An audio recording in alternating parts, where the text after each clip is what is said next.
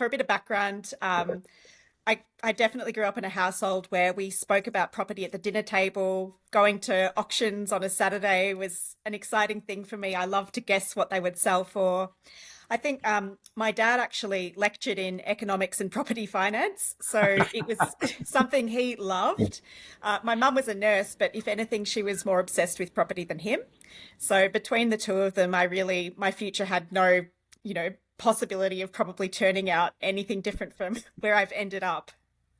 Has there ever been any rigorous debate or disagreement in regards to what drives property values or the way in which the market is interpreted? I would just be fascinated by, that sort of intellectual dynamic that's going on. What have you observed from your dad, and what have you also personally observed through the data that you've been studying? Well, I think that it's pretty consistent what I was taught as a child, what I've learned doing this job, and just from my own observations. And it really comes down to property markets perform well in areas where people want to live. So all of the things like, that access to amenity, safe neighborhoods, strong population growth, future indicators of demand like upcoming infrastructure projects, all of those things do have a really strong influence on the demand for property and then, of course, the future value of property. Uh, it's nice to hear it simplistically put, isn't it, Ben? It's like property does well where people want to live. Like you don't have to really overcomplicate it, do you? But Anne, can you tell us a little bit about that really strong passive income paradigm that was spoken over you from a young age, and then you've got a very detail-oriented role around data and interpreting what that data means. And sometimes our observation is that you're in different camps, but it seems like different camps in terms of I know the market, I know the detail, but I don't get involved in it. And then those people who do, it sounds like your background sort of blends beautifully for you to understand the market and actually play in the markets. Is that how it's played out for you?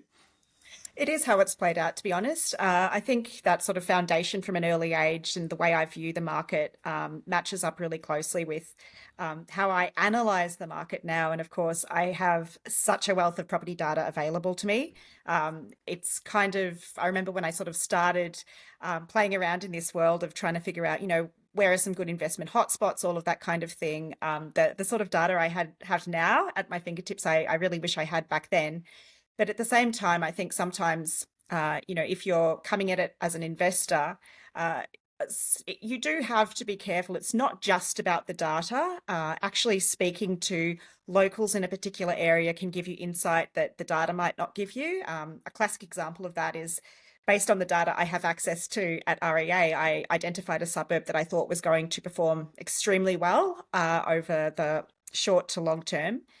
I went and drove to that suburb. I walked around and I left knowing I would absolutely never invest in that suburb. So I think it's not just about what data says or what the fundamentals of a suburb may be.